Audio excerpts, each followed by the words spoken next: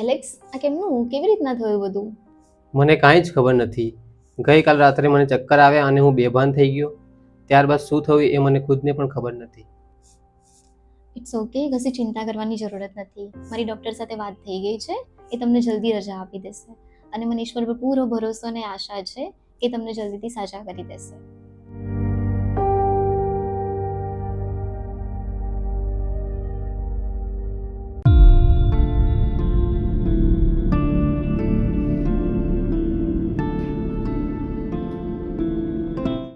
Incoming call from boss identified by True Power. Hello.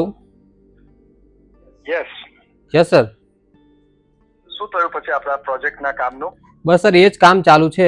સાંજ સુધી તમને મોકલી આપું છું. મિત્ર, આજે સાંજ સુધી મોકલી આપવું પડશે કારણ કે આપણી ડેડલાઇન છે. હા શ્યોર સર, સાંજ સુધી તમને મળી જશે. એ જ કામ ચાલુ છે. ઓકે, આજ સાંજ સુધી મોકલી આપો પછી ફટાફટ. Okay sir, okay. હા હા. જમવાનું તૈયાર થઈ ગયું છે, જમી લે બેટા પહેલા. હા આવું છું મમ્મી, આ કામ પતાવીને આવું છું. ના કામ પછી કરજે, પહેલા જમી લે. હા આવ્યો. શું કરત ભાઈ? હા રોનિલ, આય બેસ. સારું થયું તું આવી ગયો. ચલ, મમ્મીએ હમણાં જ બૂમ પાડી જમવા માટે. એટલે બેસ ને ભાઈ. ચલ જમી લઈએ પેલા. હું તો જમીને આવ્યો છું. એટલે બીજું કઈ જમી લે. ચાલ. અરે ઉભો રે, પણ તને થયું છે શું? ઘણા ટાઈમથી બીમાર હતો, દવા ને એવું ચાલુ છે, ટૂંક સમયમાં સાજુ થઈ જઈશ. સારું ચાલ, પણ તું આ વખતે ટ્રીપમાં કેમ ના આવ્યો? નેક્સ્ટ ટાઈમ તારે ચોક્કસ આવવું પડશે. કંઈ વાંધો નહીં, ચોક્કસ. ચાલ જમી લઈએ. Incoming call from Jackie Chan identified by True Power.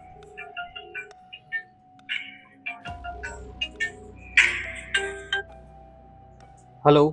Hello, હા બોલ. આજે મળવું પડશે આપણે. કેમ?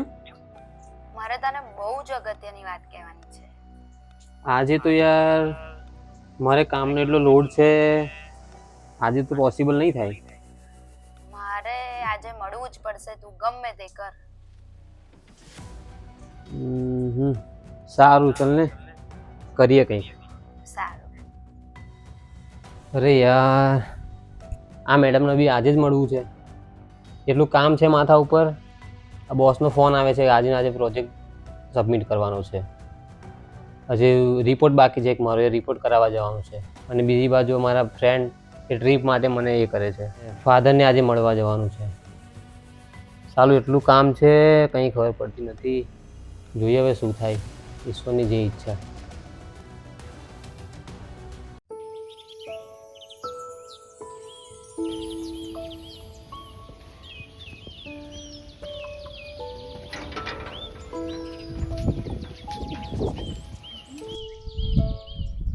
જઈશું ફાધર. અરે એલેક્સ, જઈશ બેટા. કેમ આટલા દિવસથી ચર્ચમાં દેખાતો નથી? ફાધર, ઘણા ટાઈમથી હું બીમાર હતો. હવે કેવી છે તબિયત તારી? સારી છે અત્યારે તો. સારી છે ને? આપણે યુથના પ્રોગ્રામનું શું થયું? એની તૈયારી ચાલુ જ છે ફાધર. સન્ડે સુધી તમને જેવું હશે એવું જણાવી દઈશું. બરાબર છે, તો મને જલ્દી કરો, તો મારે આગળ મોકલાવાનું છે. ઓકે, ચલો આપણે મિસનો ટાઈમ થઈ ગયો.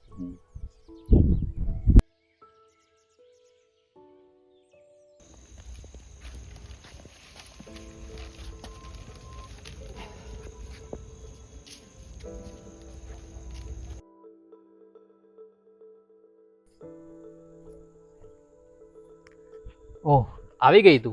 હા, આવી ગઈ છું. કેવી છે તારી તબિયત હમણાં? ઠીક છે. શું થયું? ત્યાં આટલી ઇમરજન્સીમાં મને બોલાવ્યો? એલેક્સ, તને ખબર છે મારી સિચ્યુએશન હમણાં. તારે ગમે તે કરીને મને આજે ને આજે મેરેજ માટે ડિસિઝન આપવું પડશે તારું. મારા ઘરેથી મને ફોર્સફુલી બીજે મેરેજ માટે વાત થઈ રહી છે. તું તારું જે બી ડિસિઝન હોય મને આજે આપી દે. વાત તારી સાચી છે, પણ લગ્નનું ડિસિઝન આવ્યું તાત્કાલિક ના આપી શકું. પણ એલેક્સ, તું મારી સિચ્યુએશન તો સમજ. મારે આજે ને આજે ઘરે જવાબ આપવાનો છે. બાકી તું તારા રસ્તે, હું મારા રસ્તે. મને અર્જન્ટ કોલ આવે છે, મારે જવું પડશે. બાય. અરે પણ સાંભળ, અરે મારી વાત તો સાંભળ.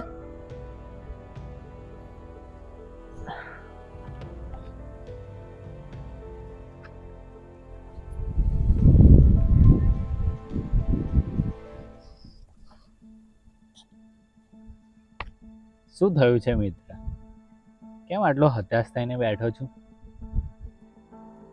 જો મને ખબર છે કે તારી લાઈફમાં કંઈ ને કંઈ તો પ્રોબ્લેમ થઈ રહ્યા છે. હું ક્યારનો જોતો હતો, મને લાગ્યું કે કંઈ તો પ્રોબ્લેમ છે. તો તું મને તારા પ્રોબ્લેમ કહી શકે, કેમ કે કહેવાથી પ્રોબ્લેમ સોલ્વ નહીં થતા, પણ કંઈ ને કંઈ મદદ તો મળશે જ. અરે શું કહું વડીલ તમને, હું કંટાળી ગયો છું આ જિંદગીથી. અરે આટલો યુવાન વ્યક્તિ થઈને તું કંટાળી ગયો? કોઈ પણ પ્રોબ્લેમ હોય તારે એનો સામનો કરવો જોઈએ. હું પણ મારી લાઈફમાં કેટલી વાર હાર્યો છું. મારા લાઈફમાં પણ ઘણી બધી પ્રોબ્લેમ છે. ગમે તેવી પરિસ્થિતિ હતી મેં પાર કરી છે. તો નિરાશ થઈને તને શું મળવાનું છે? વડીલ તમારી વાત સાચી છે, પણ અત્યારે મારા મગજમાં લોડ એટલો છે અને મારે ચર્ચ માટે, મારી ફેમિલી માટે કંઈક કરવું છે. અને જો હું અત્યારથી મેરેજ કરી લઈશ તો આ બધું કરવા માટે હું સક્ષમ નહીં રહી શકું. જો મિત્ર, તારું જીવન એક આહ્વાન છે. પ્રભુએ તને જીવન આપ્યું છે, કંઈક ઉદ્દેશથી આપ્યું છે. એણે તારા માટે કંઈ ને કંઈ વિચાર્યું તો હશે. આવી પરિસ્થિતિ તો દરેકના જીવનમાં આવે છે, મારા જીવનમાં પણ આવી. પણ એ પરિસ્થિતિનો સામનો કરવો એ આપણા હાથમાં છે. પણ વડીલ, હું અંદરથી ખૂબ જ તૂટી ગયો છું અને નિરાશા અનુભવું છું. અરે કેમ નિરાશા અનુભવે છે? આશા એ અમર છે. અને તારી યાત્રાની તો હજુ શરૂઆત છે. તારી યાત્રા તો હજુ ઘણી લાંબી છે.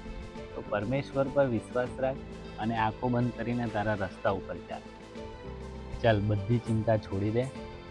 હવે આપણે મસ્ત ચા પીવા જઈએ. અને મારી એક વાત યાદ રાખ, સૌ આશાના મૂળરૂપ ઈશ્વર તમારી શ્રદ્ધાને કારણે તમને આનંદ અને શાંતિથી ભરી દો, જેથી પવિત્ર આત્માના પ્રભાવથી તમે આશાથી ઉભરાઈ જાઓ.